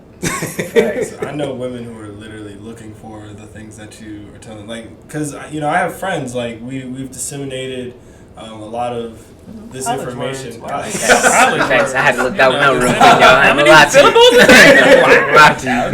Been a couple of months since I've been out of school. Been a few months. Right, you're only 23. Yeah. Right, 23. 23. 20. But you know, we've disseminated the issues that they've experienced, and they're telling me they reached a point where it's like, you know, Alex, like, I don't want to keep dealing with the same things, and you know, there's not a you know, a space for me and them, but I realized that I'm starting to become this person that is like representing the men that a lot of the women in my age are trying to transition to, which is great because I felt for the longest they weren't looking at me, but you know, it's my time now, so it's okay. There you go. Yeah, it's my time. Except it's not really my time anymore. Sorry, ladies. But Gotta put it it was the time, and then, you know, it's not the time anymore. He said y'all had your chance. Y'all did. Y'all did. And it's unfortunate, but.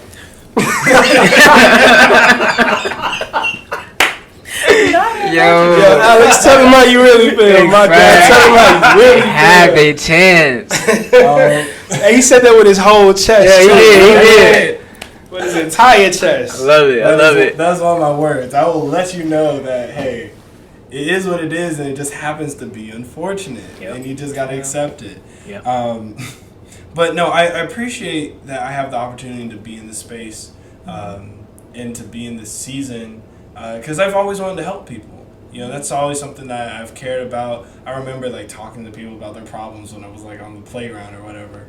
But I'm also happy that I've done the work to where I have confidence in what I'm saying will be beneficial to people. So I think truth, just like there are a lot of women out there, especially, you know, in my age range, where it's like, okay, the things that I've been doing keep getting, you know, terrible results, or those terrible results are men or grown boys or adult boys who are not providing, who are not setting the standard, not creating the space for women to truly be women. And I think for them, you know, I hope they really get connected to your content. I know I'm going to start pushing them to you because, y'all gonna make me do all right. Oh yeah. I got to. Yeah. Listen, Yeah. there's a reason why you're here today. Big facts. There's a reason why we met, period. Yes. Big facts. Because big facts. if you and I never met, if you and I never had that conversation, you wouldn't be here with us today. And if you weren't here with us today, listen, I'll still be hiding. you'd definitely still be hiding. I'd still be struggling. The men's sweats, all of that. Like, yeah. It's definitely a reason for both of y'all to be here because y'all have said a bunch of things that I know will help people, man. Like, I'm serious. Like, you literally are what your name is. You're speaking truth. Facts. And Alex, bro, what it is that you said as far as like self-love and, man, teaching men to lead with their feelings and emotions, and it's okay to say those things, bro. And get in therapy. What? Oh, yes. Like, yes. you don't understand how many men, they don't even know they're hurt, bro. They don't even know. They don't even know they're feeling stuff, and it's okay to let it out because this world, especially for black men, bro, that's not something that people tell us that's okay to really let out. Listen, man. and I'm a man who I can raise my hand and say I'm one of those guys who did not know that they were hurt at one point. Come on. I'm actively seeking therapy. You and I have discussed it in our mental health episode, however long ago that was. Yes, sir. We hope that a lot of you guys have just been taking what we've said and actually applied it because, man, we're not doing this for nothing. So to that, I want to segue into the next thing that I kind of wanted to touch on just real quick. How would you say us meeting each other, and I kind of want to go around the room. I mean, Mike, you and I, you know, we've been talking about meeting each other and stuff like in previous episodes and how we met. But for Alex and Truth, how would you say us meeting at the Roommates Live event has kind of changed your life or your thoughts so far since the event was probably about 5 days ago, 4 or 5 days ago. So let's start with you, Alex. Okay. For me, it's exposure. I hope y'all can tell by this youthful face that I'm 22. So. Me too. No, she's 21, y'all. Don't listen. She's 21, y'all. All right, she's ready. But for me, it was just, I think the word of exposure was so huge because I have been searching, and I love. First of all, shouts to Fort Valley State University. All right, my university, the Wildcats. All right, and I went there for the explicit reason of I wanted an exposure to see black men being educators and being successful, right? And I have definitely, it's opened up a huge network of way more than what I've had in high school. I think this event took it to an even higher level. I think we start talking about the words elite. We start talking about the words, setting the standard, and that's what I got in that room. Because sure, there are aspects of disagreements or whatever, but the basement of quality, the bare minimum of quality in that room was so much higher than anything that I've experienced in my entire life, and it made me want to move. It made me want to just move smarter, more capably, gain more skills. I want to be able to be in a space like that, and I want it to be easily identifiable how I provide value and the amount of value that I provide in that space. And because that's why I thought about with the men in the room, you can tell, who they are, right? Somebody will introduce them as oh, this is what they cover, this is their specialty, this is what they provide. Obviously, everything starts with Hafiz and Chris, and then it disseminates from there. But I want to be in that space of those men and be considered valuable and of high importance, and I want to do the work it takes to get there. So it just created this path for me where it's dude, there's more out there. What I've seen in college, not it. What I've seen for going into grad school is not it. There's so much more, and I can elevate myself so much more. So that's what that whole event gave me. It gave me a sense of what next can look like, what my lifestyle can look like, what I could provide as a lifestyle. So yeah, that's good. Nice. That's good. I guess I'll piggyback off the word exposure. Being by myself for 10 years. It was just me and my 2 friends, and we talked about God from sun up to sundown, right? And being exposed to men because being 10 years, I built these pillars up of everything that was wrong with men, right? And I was right, because who can challenge my mind by myself? So being exposed to the fact that I could be wrong, right? That I was wrong, because there were men in that room who were, I guess, ready to end the war as well. Whereas men are, maybe we don't have all the answers, but everyone looks like they were there to seek them. Speaking to you, I'm oh, he's not crazy. Oh, he's not crazy. Not crazy, right? Then I got to speak to Stefan Speaks? Yeah. Okay. Because Hafiz actually recommended me. He was follow Stefan Speaks. So I was I went up to him, why would Hafiz recommend me to begin following you? He was I'm a relationship coach. I actually watched a clip of him and Brittany Lee today, and I was oh, I get it. He's good. So exposure to right, I guess, since I was wrong, to men who were attempting to be right or could be right, or at least speak. Oh, y'all was speaking right. And I was oh, so I might not know everything, right? I'm learning, and it was an enjoyable first step to not hiding anymore. Where it's okay, I could be meat jerks or whatever, but if I at least put myself in environments like that where men are intentional about at least, because some of them men was low. Some of them men were a little. The answers that they were given, if you watch the clip, I'm sure you will, about the men versus women. Yeah. Some of them answers was crazy. Yeah. And it was enjoyable to watch other men disagree with crazy men. And I was like, oh, all right, so some of us on the same side. So I enjoyed being wrong, I guess, in that environment. And like, even my friend was like, girl, what? Like when I was explaining my story, she was like, what do you, she was on the side with the men, like explaining to me. She was like, duh, girl, that's what I was trying to tell you, but you ain't listening. And I was like, girl, I ain't know. Sure, I don't know. Because, you know, two girls talking, we can't teach you nothing about no men. Right. But a man speaking like, oh. So I enjoy being wrong. It was pleasant.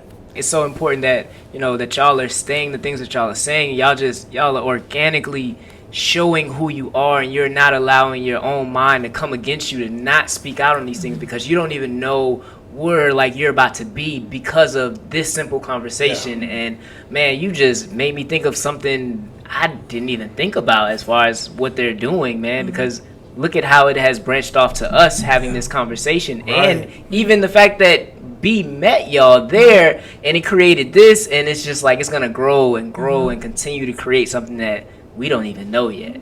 Yo, because real talk, when we were sitting here recording that episode, the previous episode, and we were even thinking about, are we going to go to the event or not? Yeah. Like, we had that conversation. Yeah. There was a possibility that we weren't even going to go. Yeah. Wow. And just think about it. If we didn't go, we wouldn't have had, you know, that experience of seeing a podcast that we follow live in person and getting to actually meet them. Yeah. And then we wouldn't have met wonderful people like y'all and everybody else that we met who not only followed us and started to listen to the podcast now, but they're just like, yo, they want to be guests. They want to be here. They want to have conversations with us as well. Yes. And we wouldn't have had this dialogue here today. Yeah, man. This has been amazing. It's probably been my favorite episode to date. Same. And it's crazy. Like, who would have thought that this I was feeling it. I hesitated. I got you. I like that. And now we have connections that we have formed for life just from making the decision to go to this event. Yes. So, man, that's amazing. Shouts to the roommates. Shout out to the Big roommates. shout out to him, for real. I wasn't going to go. You weren't going to go? I didn't speak to my friend that I was with in like since the summer. Really? She called me out of the blue. My job's in Florida, and I was on the beach every day. You understand? She was like, hey, girl, we got into a conversation. I was like, yeah, I was thinking about going to Atlanta for this thing. She was like, we out? That's it. She was there before I got there. She was there on Friday. I got there Saturday. So, shout out to friends that show up. Like, I literally, 5 months. Hey, girl, I was thinking about going to this event. We out? Booked the flight. Wow. Her and her daughters was with her sister. We were at the event. That is insane. She called me out the blue. I was like, look at God. Then she helped me get all the little outfits. I was like, I don't know what I want to wear. This simple dress with that hat. Found a hat. We were there. That is so crazy. So, girl, thank you for coming, Melanie. you the one. It's dope. It's dope. Yo. So I know we can go on and on and on and have conversation and great dialogue because this has been great so far. I think we've definitely ran the time up, which is no problem at all. You know, like I said, I got my work cut out for me when it comes to editing this. But there's a couple more things that I want to touch on before we end this. We already had to change a battery on one of the cameras. But yo, like the next thing I want to go over doesn't necessarily involve you two, but I will make sure that it does involve you two. So with that being said, Mike, you already know what time of the show it is, Yes, right? sir. Yes, sir. I do. What time is it, brother? Come on, man. It's time when we answer the question from the previous week, brother. Okay. And with that being said, my friend, what was the question from last episode? So the previous question of the week was, how do you manage stress? Now that was a good one that we had quite a few good answers from, and some people left paragraphs. So we will definitely be reading these answers in just a second. But before we get to the answers that people wrote us on Instagram, I would love to ask our two guests. Yes.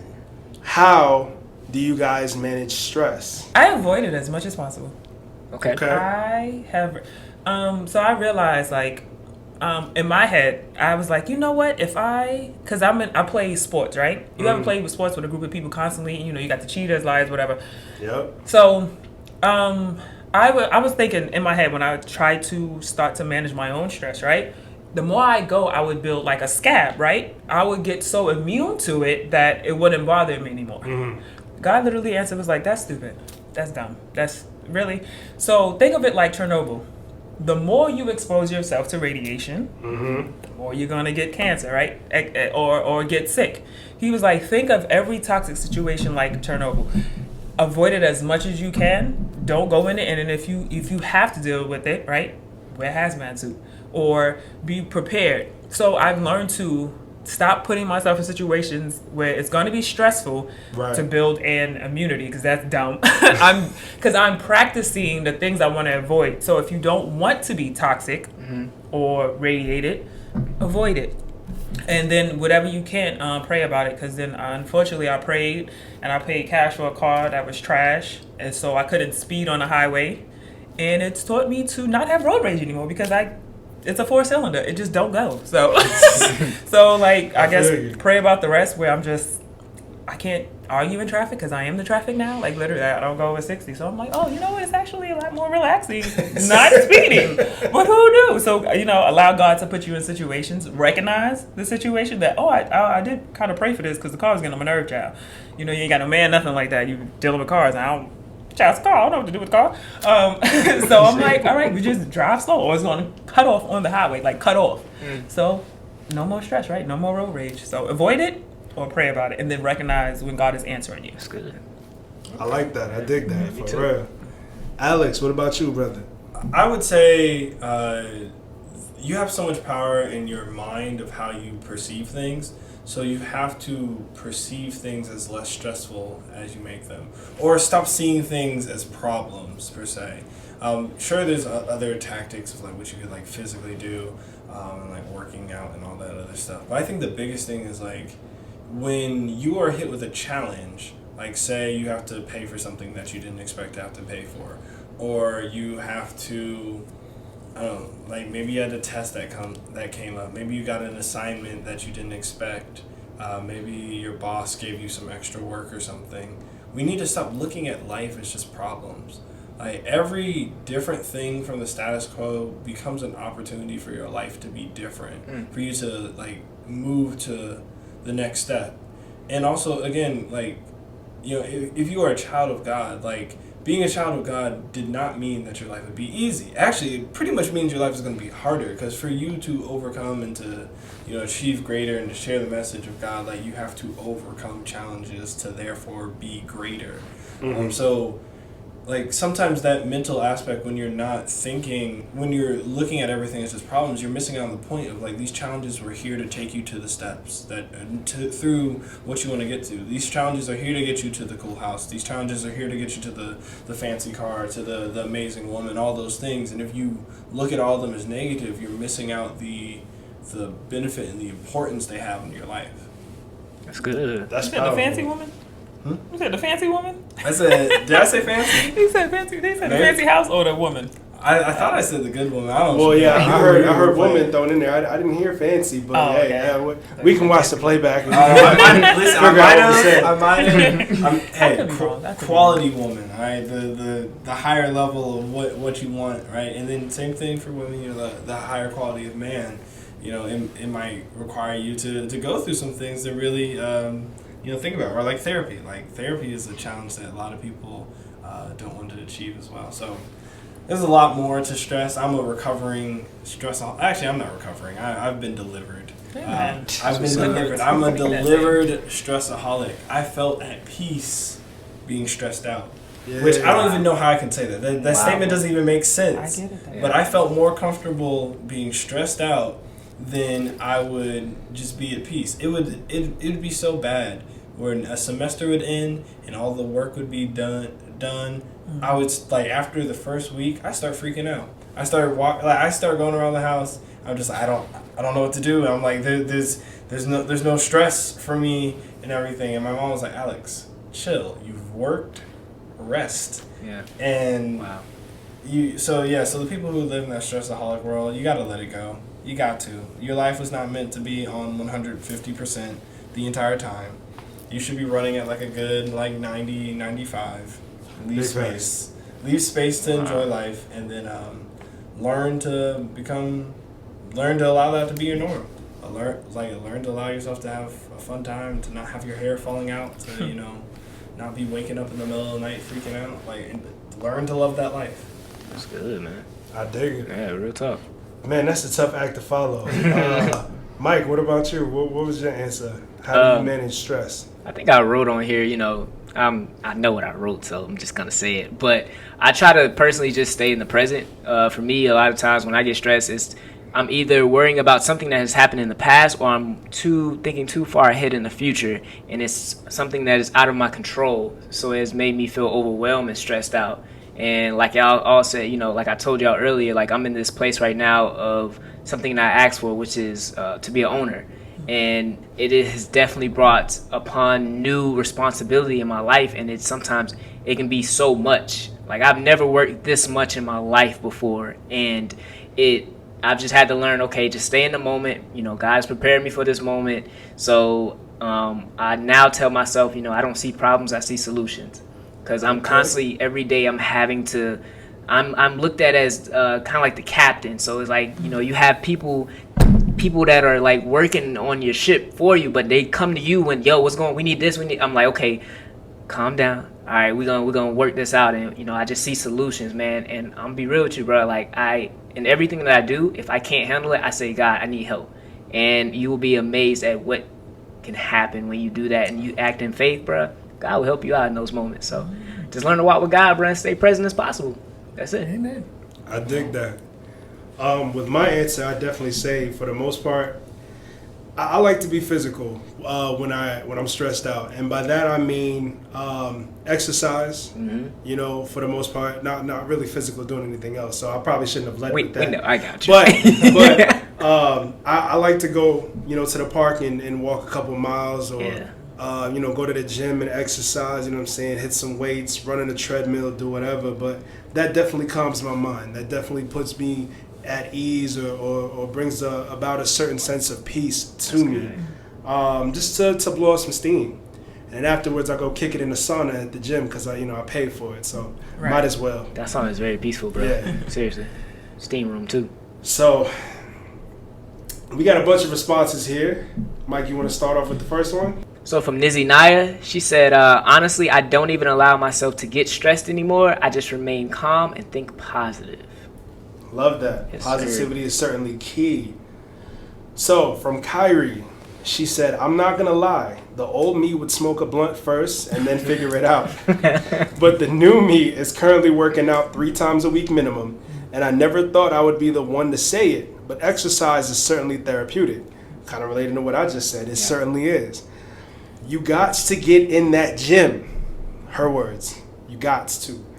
Also, love nature and water. Have to make sure I travel a few times a year. Writing helps a lot too. I encourage everyone to journal in their life journey. I too have a big faith, so I heavily rely on building my relationship with Jesus. That's good, man. # delivered. Real. Facts. So from Isdria Nicole, she said, the first thing I do, no matter what I'm stressed out about, is I give it to God. Praying about whatever it is weighing on my heart and my mind helps remind me that no matter what is going on, God is going to use it for my good. That's good.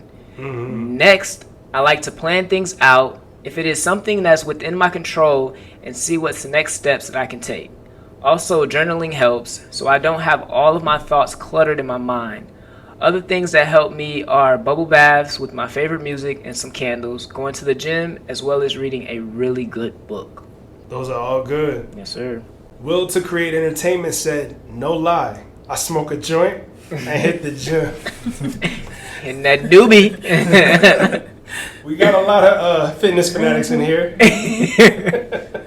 So from Kimberly Boma, she says, take a nap, and my naps are 4 hours plus. Bruh. It is the best coping strategy I have right now. Ooh, a 4 hour plus nap, man. That's nights worth of sleep, yo. She went to sleep. She going to bed. She going to bed, yo. Kimberly, my friend. Hey, listen, it's all love here. 4 hour naps. Woo, wow. Yeah, we'll talk about that. We'll talk. We'll chat. Shout out to Toxic Tangents Pod. He said, going to the club. LOL. Nothing wrong with that. Yeah. And lastly, from Psych Oasis, she said, depending on what I'm stressed about, I take different actions. Now, I'm not perfect, so I will say sometimes the stress is overwhelming that I actually do nothing. However, when it is something I can manage, some things I do are go to the gym, write down what I am feeling, talk to a friend, color, dance, or sometimes just sleeping even helps. So yeah, a couple people rely on sleep to relieve stress, and a bunch of us seems like we like to work out. So, hey, I mean, y'all have some pretty good answers, and we definitely appreciate each and every single one of y'all for answering the question of the week. Yes, sir. And definitely appreciate you guys Thank both you, here for answering the question of the week. do. I know I kind of put y'all on the spot with that, but it was great to hear your responses. Yeah, real talk. Also knowing my triggers and deficiencies. 'Cause Okay. if it's a trigger, just avoid it. If it's a deficiency, grow in it. Wow. That's powerful. That's deep. Yeah. It's deep. You really do live out your name, yo. For real. So yeah, man, that was amazing, and that last part was definitely unexpected, but we greatly appreciate it. Yeah, it's all good. So, I mean, we gave out the answers from last week's question of the week.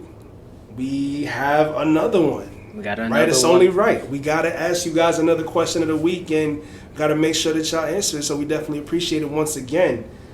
Mike, what is the question of the week for this week, my friend? So the question for this week, ladies and gentlemen, is going to be, what is the one thing you would most like to change about the world? Sorry for the dramatic pause. It's all right, man. It was well worth it. So, would you guys like to answer now, or would y'all like for us to read out your responses on next week's recording? I got an answer. Yeah. Okay. Colonialism. Oh. I would thoroughly enjoy seeing how Africa would look without outside influence. I would love to see that. Wow. That's really deep. I gotta let that one marinate for a second. Yeah, deep. I gotta envision that. I mean, Okay. could you imagine? Because you realize, like, in the Congo, they walk on, I think, mica. I think that's a mineral. Yeah. That's in cell phones. I could be wrong, but I think that's it, right? They're literally, you know how in the Bible says streets are paved with gold? They literally walk on gold and don't even know what to do with it because it's in everyone else's country. Yeah. It's everywhere else except in their own hands. So it's like, man. That is. I don't know how I would even follow up with that. I mean, I'll try. There you go. Hey, I'm not against trying. My thing is education. This ties back to my purpose. My belief that my job and my goal is to change the face of public education, specifically here in the U.S. I think I want to make learning the focus again, the primary focus, and I want it to be a space to where people look back and they're like, I loved my education process. I loved K through 12. I learned so much. I felt like I had the opportunity to grow and be set up to be successful, especially in the confines of the society that we have. It just does not make sense to me that we have a state funded or state mandated or county funded or mandated thing that does not properly equip people once they get through it to meet the laws and the necessities of the community. I feel like that's in the best interest of whatever it is. And then, I mean, sure, there's additionally, spirituality, which I understand that there's a separation of church and state or whatever. I haven't even fully got to that point. But if our society runs by a certain set of laws, or we run off of taxes and all these things, why are the people leaving these spaces not fully equipped to handle those things? That's my biggest thing. And then also, the world's going to be changed by people who follow their purposes and their visions, not just living out other people's visions. I mean, sure, we all need help along the way. Like, I don't think, even though I love working on what I'm working on, I'm not against helping other people bring their vision out, because people need support. But if I never do what was put in me for God to, that God put in me for me to live out, like, I'm doing a disservice to the world. And I think everybody has something. I fully believe everybody has a purpose or a mission. There's no reason that, you shouldn't be living it out. And I don't think schools push us to do that. I think you have to search for it somewhere else. Maybe like somebody tells you, maybe you have an interaction with somebody of the opposite sex and they call you out on your lack of maturity. Maybe your mother or your father might hit you with something. Or maybe God will just, get you real quick and be like, hey, son, I have more for you than this. All right, I'm not trying to just lead you to just a job. I'm trying to lead you to a career. I'm trying to lead you to a business. So that's what I want to change. I think everything else starts with your foundation of education. So I want to create a space that sets people up to succeed. That's amazing, brother. Yeah, that is. Thank you. Ooh. Thank you. Mike? I'm gonna hold off on mine because I ain't got nothing to follow up between those two. I ain't gonna lie to you, brother. I got that 1-2 punch. I really don't. Y'all really do, yo. Like, y'all definitely got that one too. Man. Okay, I'll go ahead and give mine. And it's pretty much the entire dynamic of what we spoke about here in this episode. My whole goal with everything that it is that I'm doing regarding this podcast or content creation on my personal YouTube channel or what I do on Instagram, whatever, I want to see more unity between black men and black women. And it's no offense to anybody who's listening to us or watching us who is not black. This ain't about y'all. This is about people who look like me, who speak like me, who go through what it is that I go through, who go through what it is that each and every single one of these fine young men and lady here at the table really just go through in life. Like, we go through so much that anybody else who is not us will not understand. And I really want to make sure that our elevation, our growth, everything that it is that we have to look forward to and aspire to starts with us. Fellas, it starts with us as the leaders. We are supposed to lead by example. If we want women to change their ways with certain things, we have to lead. Yeah. Now, this is something that I definitely learned coming from the roommates event. Chris said that it's definitely up to us, because no matter what, if none of the women in our community want to, quote unquote, like, get on our program or act right or whatever he said, I'm just paraphrasing. If none of them want to pretty much do what it is that we want them to do, they're not going to have a choice if we elevate to the point that where we are saying, like, look, if y'all want to be with us, this is what it's going to be. And we're at the point to where we are the true leaders of our community. And we are doing the damn thing, and we are making the changes necessary to make sure that, every single woman in our community is safe, protected. They feel like, they don't have to fight a war, as you put it, True. Like, that's what I want. That's what I would love to change, and I can't wait to implement that change. Like, I really hope that everything that I'm doing is really making an impact on what it is that I just said. Big facts. So, big facts. We here for it. We here for it. I'm excited, y'all. Me too. See, that was the part I missed. I didn't want to go back to it. I was going to say black women happy. Sorry. I'm biased to black women. But black men too, but yeah. I was going to say yeah, our happiness matters.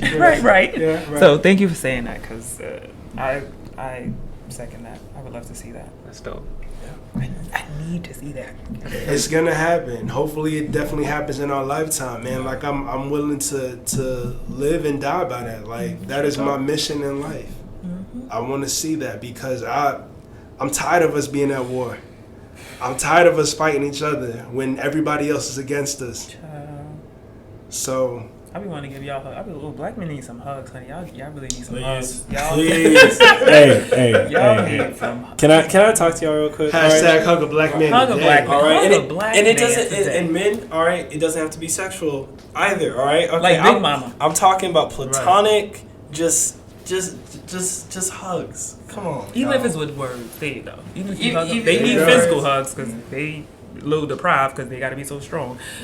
But if you can hug them with your words, right? Even a comment. So, ladies and gentlemen, thank you so much for tuning into another episode of the Residual Impact Podcast. Yes. We greatly appreciate y'all for tuning in. We certainly appreciate our guests for coming through.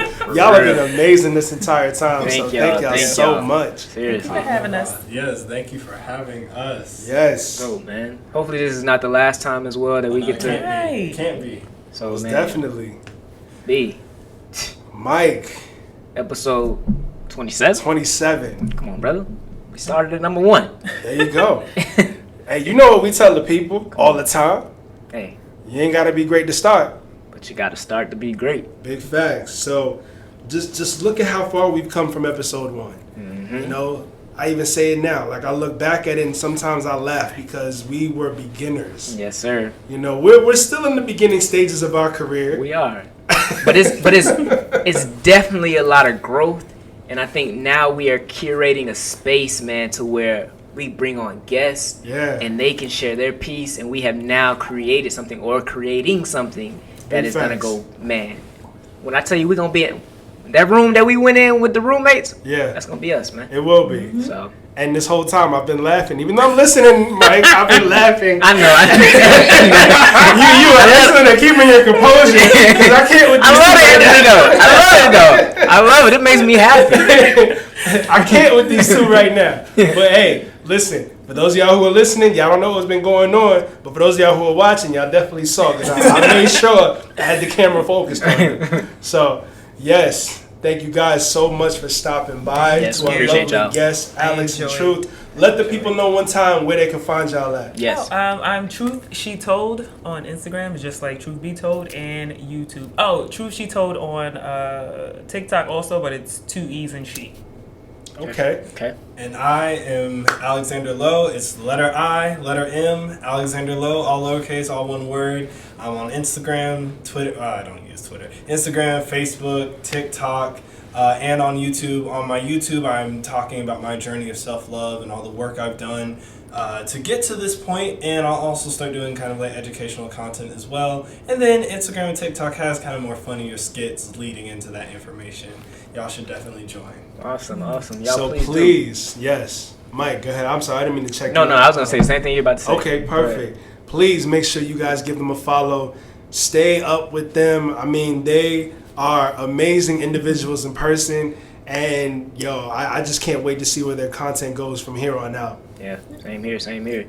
Y'all see the value they have already brought to this show and how much they have to give. So I can only imagine what they're doing on their own channels and their own pages. So please do check them out. Yes. And with that being said, you know we cannot leave without saying, where you are today is a residual outcome of the thoughts you had in the past. Just like that. And we'll catch y'all next time for episode 28. Yes, sir. Peace. Peace.